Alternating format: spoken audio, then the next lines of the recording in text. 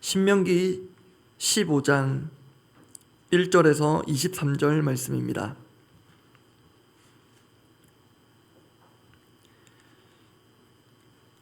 신명기 15장 1절에서 23절 전체입니다.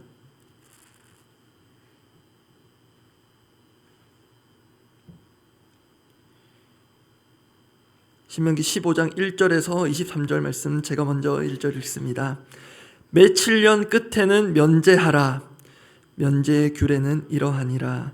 그의 이웃에게 구워준 모든 체주는 그것을 면제하고 그의 이웃에게나 그 형제에게 독촉하지 말지니 이는 여호와를 위하여 면제를 선포하였음이라. 이방인에게는 내가 독촉하려니와 내 형제에게 구워준 것은 내 손에서 면제하라. 내가 만일 내 하나님 여호와의 말씀만 듣고 내가 오늘 내게 내리는 그 명령을 다 지켜 행하면 내 하나님 여호와께서 내게 기업으로 주신 땅에서 내가 반드시 복을 받으리니 너희 중에 가난한 자가 없으리라. 내 하나님 여호와께서 내게 허락하신 대로 내게 복을 주시리니 내가 여러 나라에 구워줄지라도 너는 꾸지 아니하겠고 내가 여러 나라를 통치할지라도 너는 통치를 당하지 아니하리라. 내 하나님 여호와께서 내게 주신 땅 어느 성읍에서든지 가난한 형제가 너와 함께 거주하거든 그 가난한 형제에게 내 마음을 완악하게 하지 말며 내 손을 움켜쥐지 말고 반드시 내 손을 그에게 펴서 그에게 필요한 대로 쓸 것을 넉넉히 구워주라. 삼가 너는 마음에 악한 생각을 품지 말라. 곧 이르기를 일곱째 해 면제년이 가까이 왔다 하고 내 궁핍한 형제를 악한 눈으로 바라보며 아무것도 주지 아니하면 그가 너를 여호와께 호소하리니 그것이 네게 죄가 되리라. 너는 반드시 그에게 줄 것이요 줄 때에는 아끼는 마음을 품지 말 것이니라. 이로 말미암아 내 하나님 여호와께서 내가 하는 모든 일과 내 손이 닿는 모든 일에 내게 복을 주시리라. 땅에는 언제든지 가난한 자가 그치지 아니하겠으므로 내가 네게 명령하여 이르노니 너는 반드시 내 땅 안에 내 형제 중 곤란한 자와 궁핍한 자에게 내 손을 펼지니라. 내 동족 히브리 남자나 히브리 여자가 네게 팔렸다 하자 만일 6해 동안 너를 섬겼거든 7째 해에 너는 그를 놓아 자유롭게 할 것이요 그를 놓아 자유하게 할 때에는 빈손으로 가게 하지. 내 양무리 중에서와 타작마당에서와 포도주 틀에서 그에게 후히 줄지니 곧 내 하나님 여호와께서 내게 복을 주신 대로 그에게 줄지니라. 너는 애굽 땅에서 종되었던 것과 내 하나님 여호와께서 너를 속량하셨음을 기억하라. 그것으로 말미암아 내가 오늘 이같이 내게 명령하노라. 종이 만일 너와 내 집을 사랑함으로 너와 동거하기를 좋게 여겨 내게 향하여 내가 주인을 떠나지 아니하겠노라 하거든 송곳을 가져다가 그의 귀를 문에 대고 뚫으라. 그리하면 그가 영구히 내 종이 되리라. 내 요종에게도 그같이 할지니라. 그가 6해 동안에 품꾼의 삭새 배나 받을 만큼 너를 섬겼은즉 너는 그를 놓아 자유하게 하기를 어렵게 여기지 말라. 그리하면 내 하나님 여호와께서 내 범사에 내게 복을 주시리라. 내 소와 양의 처음 난 수컷은 구별하여 내 하나님 여호와께 드릴 것이니 내 소의 첫 새끼는 부리지 말고 내 양의 첫 새끼의 털은 깎지 말고 너와 내 가족은 매년 여호와께서 택하신 곳 내 하나님 여호와 앞에서 먹을지니라. 그러나 그 짐승이 흠이 있어서 절거나 눈이 멀었거나 무슨 흠이 있으면 내 하나님 여호와께 잡아들이지 못할지니 내 성중에서 먹되 부정한 자나 정한 자가 다 같이 먹기를 노루와 사슴을 먹음같이 할 것이요 오직 피는 먹지 말고 물같이 땅에 쏟을지니라. 어제 저희는 11조에 대한 본문을 다루면서 후반부에 일명 30분의 1조라고 이름할 수 있는 내용을 확인했습니다. 어제 본문 마지막 14장 신명기 14장 28절 29절 말씀 다시 한번 보겠습니다. 제가 읽어드립니다. 매 3년 끝에 그의 소산의 10분의 1을 다 내어 내 성읍에 저축하여 너희 중에 분기지나 기업이 없는 레위인과 내 성중에 거류하는 객과 및 고아와 과부들이 와서 먹고 배부르게 하라. 그리하면 내 하나님 여호와께서 내 손으로 하는 범사에 내게 복을 주시리라. 말씀에 나온 대로 당시 대표적인 사회적 약자라고 할 수 있는 기업이 없었던 레위인, 객과 고아와 과부들을 위한 매 3년 끝 그해 소산의 10분의 1. 그래서 이러한 11조는 일종의 사회보장제도의 성격을 가진다고도 할 수 있습니다. 잘 아시겠지만 사회보장제도의 본뜻은 이렇습니다.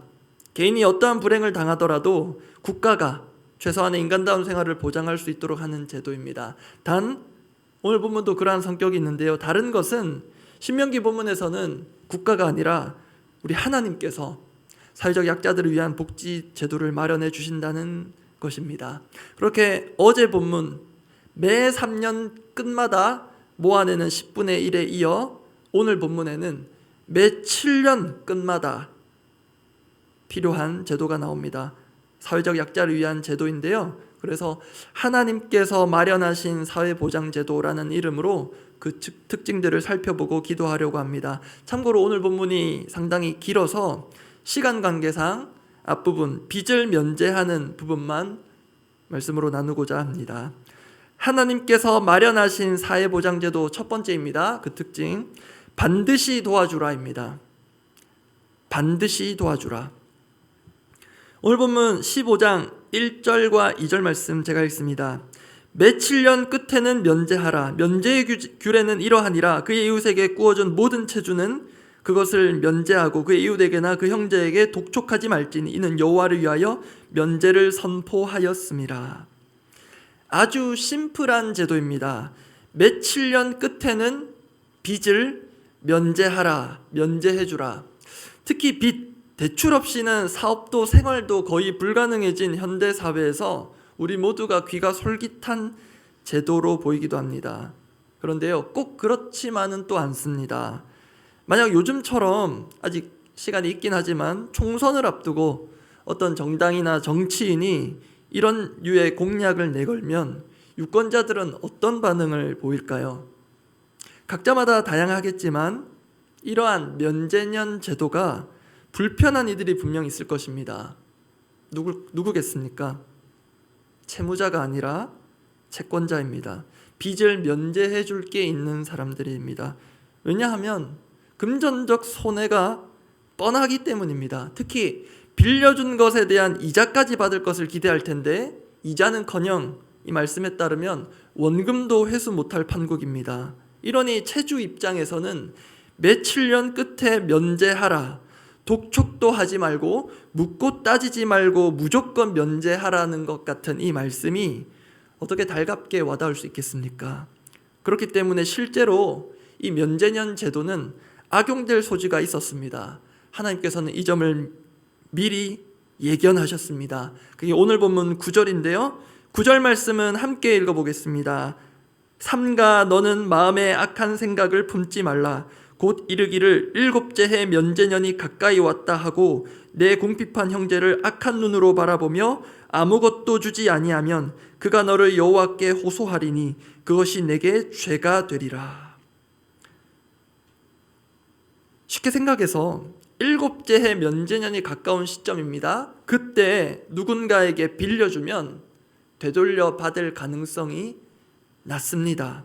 그러한 계산으로 주머니도 닫고 마음도 닫힐 경우를 하나님 미리 내다보시고 말씀하신 것입니다. 그런데요, 꽤 어조가 강하십니다. 그러한 생각은 악한 생각이라고 하십니다.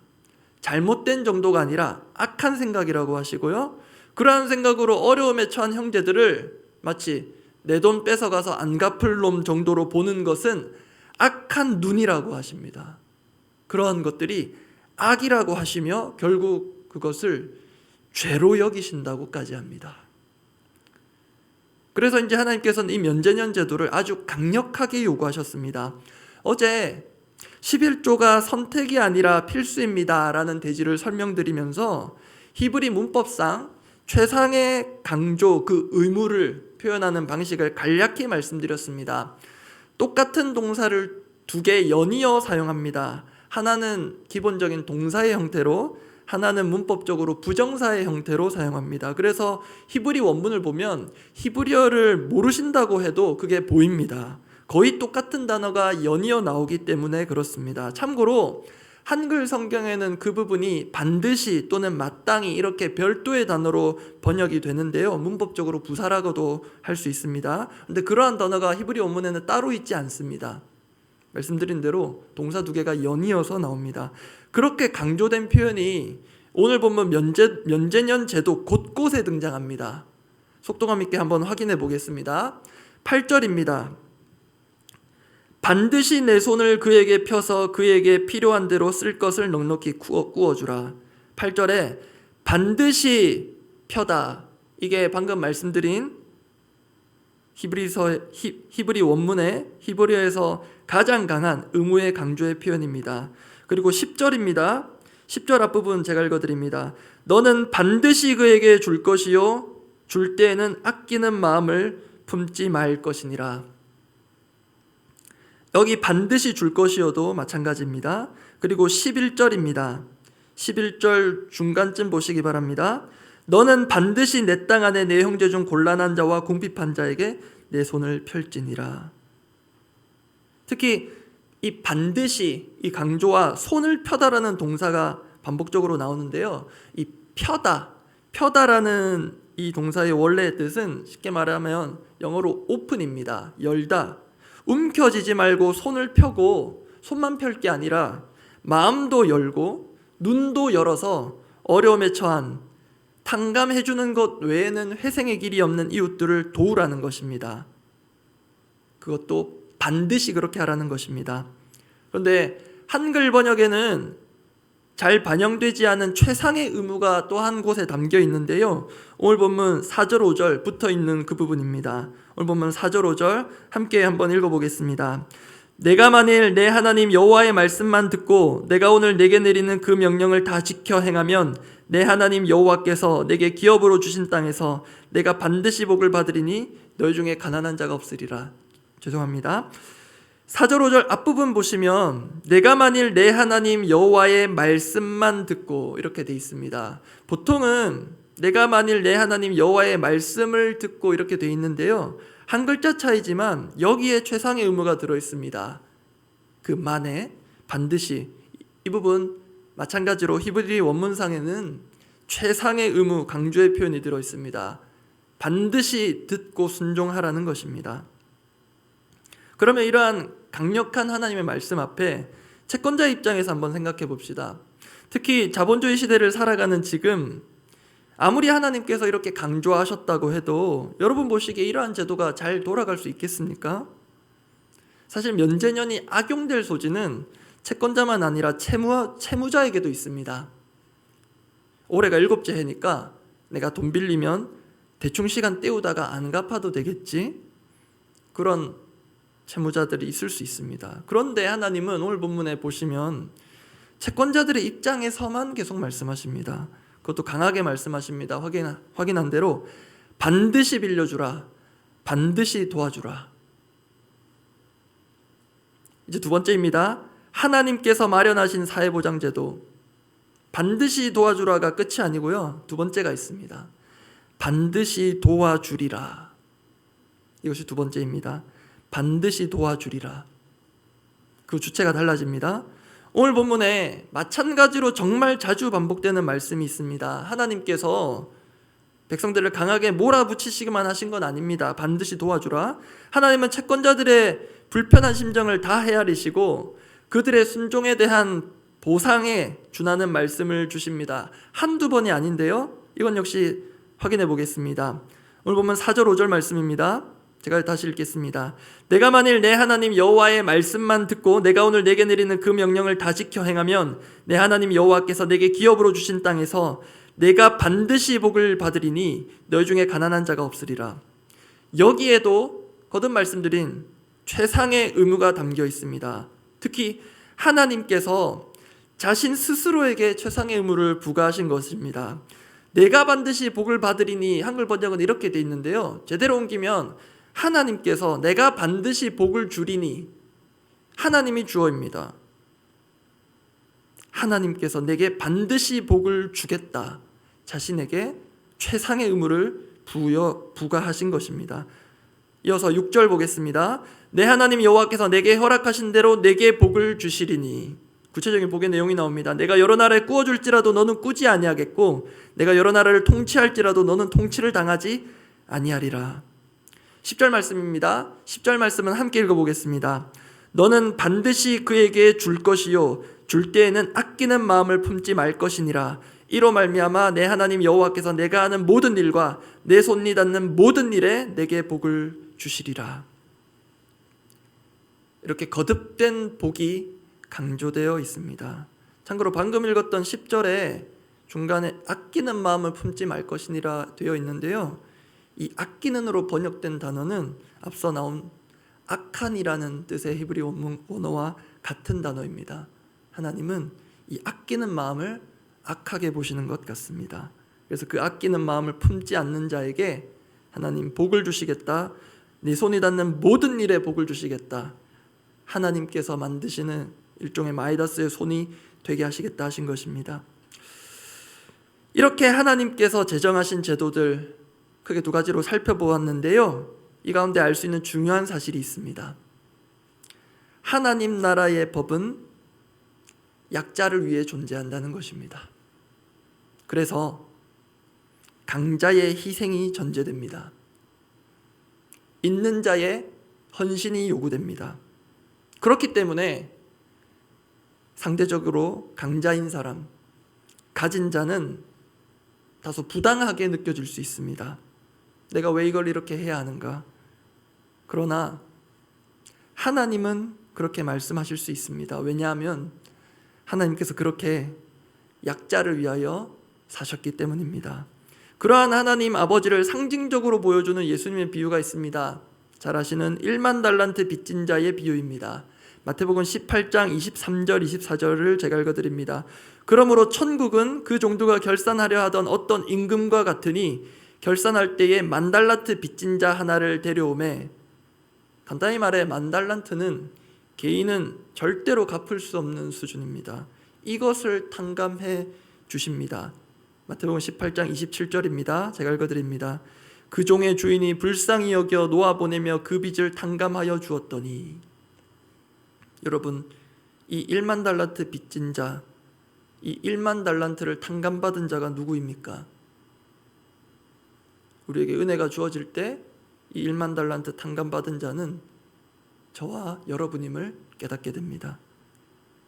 그런데 여러분, 하나님은 그렇다고 약자만을 감싸고 도시는 분은 아닙니다. 약자를 위한 희생을, 그러한 하나님 말씀을 순종함으로 받고 이행하는 자들에게 하나님은 복을 약속하십니다. 그 복을 주십니다.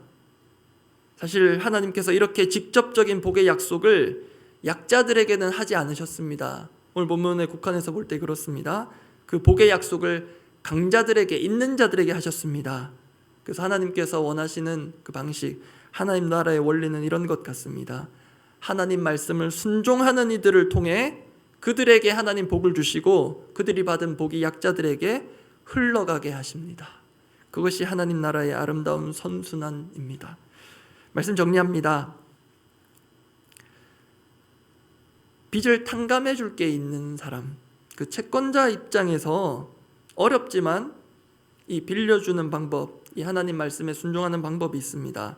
도움을 요청하는 입장에서는 빌려달라 하겠죠. 나 갚을 테니까, 언제까지 갚을 테니까 빌려달라, 그렇게 할 것입니다. 그런데 주는 입장에서는 빌려주는 게 아니라 준다고 생각하는 게 지혜로운 방법이 될 것입니다. 처음부터 받을 생각하지 않고, 처음부터 내 것이라 돌려받아야 되겠다 생각하지 않고 줄 수 있다면 주는 자의 마음이 조금 더 편할 것입니다. 또 그 마음으로 줄 때 하나님께서 내가 생각하지도 못한 때에 생각하지도 못한 방법으로 그 사람에게든 또 다른 방식으로든 채워주시는 것을 이 말씀에 우직하게 순종하는 자에게 경험하게 하실 것입니다. 그러한 복을 누리시는 우리 모든 성도님들 되시기 바랍니다. 기도하겠습니다.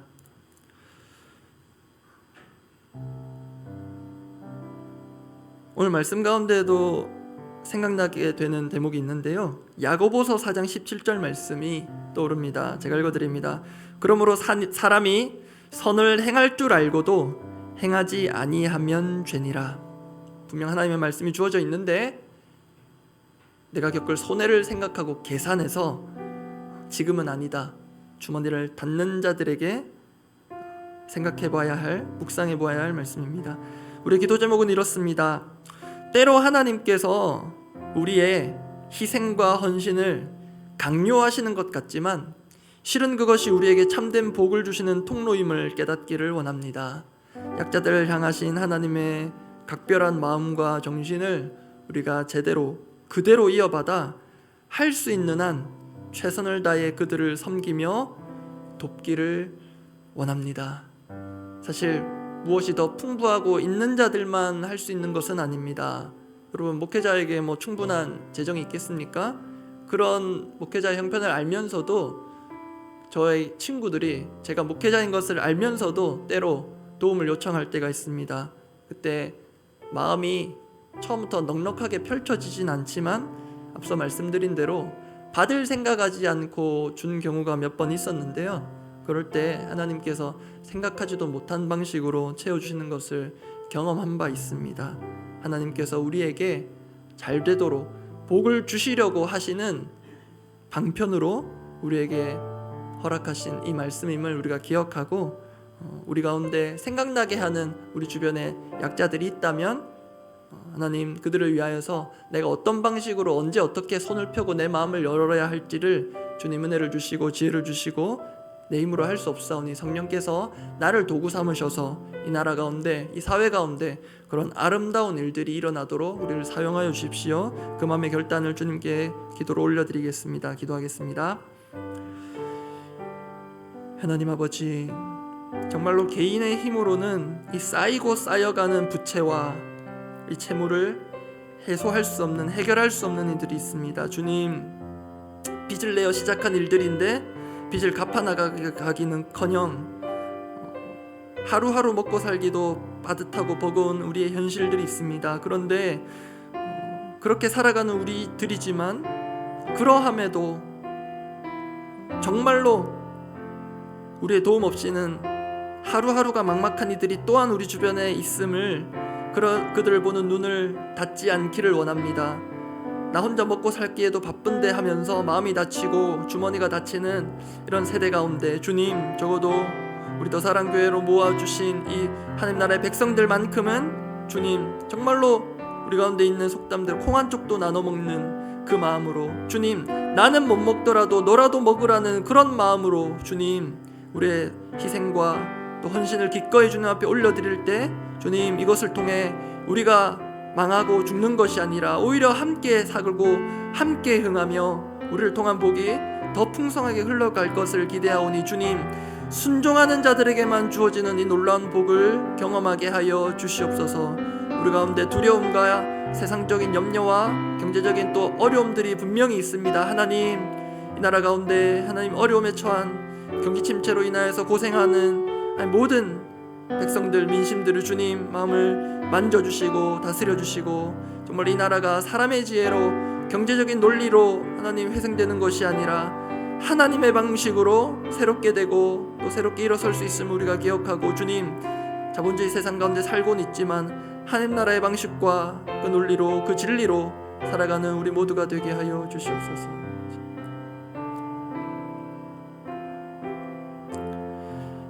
공동의 기도 제목들을 두고 기도하겠습니다. 지난주에 제자훈련 오리엔테이션 이후로 우리 제자훈련을 위해서 기도하고 있는데요, 우리 제자훈련생들 역시 사실 오리엔테이션 통하여서 마음에 어떤 기대감이 생기기보다 부담이 들 수 있습니다. 와, 내가 이런 훈련 앞으로 받을 수 있을까? 왜 이렇게 하나님께서 강하게 혹독하게 훈련하시는 것인가 싶을 수 있습니다. 받는 과정에서도 그럴 수 있습니다. 이미 훈련 받아보신 분은 잘 아실 것입니다. 그러나 그것이 우리를 힘들게 하고 억누르게 하고 그것이 아니라 그것이 결국은 우리를 정말로 복된 길로, 참된 길로 이끄는 위장된 복임을 깨닫기를 원합니다. 그래서 훈련의 여정 가운데 분명 어려움이 있을 것이고 시작하기 전부터 이런저런 상황, 예상치 못한 변수들로 어려움이 찾아올 수 있는데 그 모든 것들이 하나님께서 우리에게 특별한 복을 주시기 위한 위장된 축복일 수 있음을 깨닫고 끝까지 주님과 함께 동행하며 훈련의 길들을 잘 걸어갈 수 있도록 우리 제자훈련생들을 위하여서 또 생각나시는 분들 이름 불러가며 그렇게 기도해 주시면 감사하겠습니다. 그리고 계속해서 기도하고 있는데요, 이번 오는 주일에 있을 바나바 세미나와 또 재정교육을 위해서도 그 가운데 정말로 사회적 약자들을 향한 하나님의 마음과 정신을 되새기고 공유하는 시간이 되도록 그래서 이들을 위해서 기도하고 또 각자 위해서 기도하고 하시고 돌아가시기 바랍니다. 기도하겠습니다. 하나님 아버지,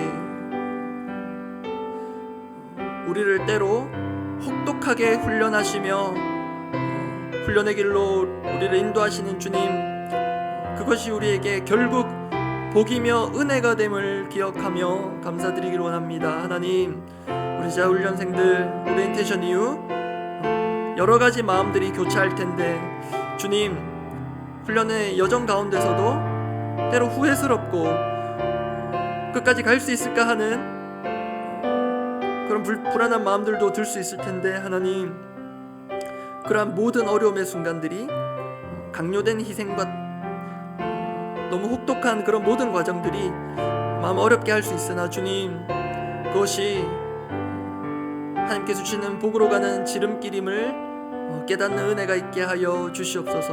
주님, 하나님께서 우리에게 베풀어 주시고자 하시는 그 놀라운 은혜와 축복을 받아 누리며 끝까지 그 길을 걸어가게 하여 주시옵소서. 끝까지 가는 자에게만 와닿을 수 있는 하나님의 그 크신 뜻과 하나님의 사랑과 하나님의 축복의 은혜를 보게 하시고, 무엇보다 그 길을 가는 것이 내 의지만으로 되는 것이 아님을 인정하며 주님과 동행하며 주님께서 이끌어 주신 대로 따라가는 그것 자체가 우리에게 큰 복임을 기억하고 깨닫게 하여 주시옵소서. 하나님 아버지, 우리가 복음 전파에 그렇게 애쓰지 않았음에도 스스로 이 교회당으로 또 이 공동체 안으로 들어온 귀한 새 가족들이 있습니다. 하나님께서 보내주셨음을 믿고 또 그들을 잘 섬기고자 하는 우리 바나바분들과 함께 또 세미나를 준비하고 있습니다. 하나님, 그들의 마음을 잘 헤아리고 또 필요한 것들을 줄 수 있도록 하나님, 우리 바나바분들의 마음과 또 준비되는 모든 과정들을 주님 새롭게 하시고, 하나님, 지식적으로 다가가는 것이 아니라 정말로 하나님의 마음을 그대로 받아 그들의 마음의 아픈 부분 또 약함들을 잘 헤아리고 이 공동체로 잘 들어올 수 있도록 그 귀한 영적 다리 역할을 할 수 있는 우리 바나바들이 되도록 주여 붙들어 주시옵소서. 또 위해서 준비하고 계획하고 있는 모든 일정 가운데 주님 선하게 간섭하여 주시고 선하게 인도하여 주셔서 하나님 나라의 마음과 정신이 깃드는 시간 되게 하여 주시옵소서.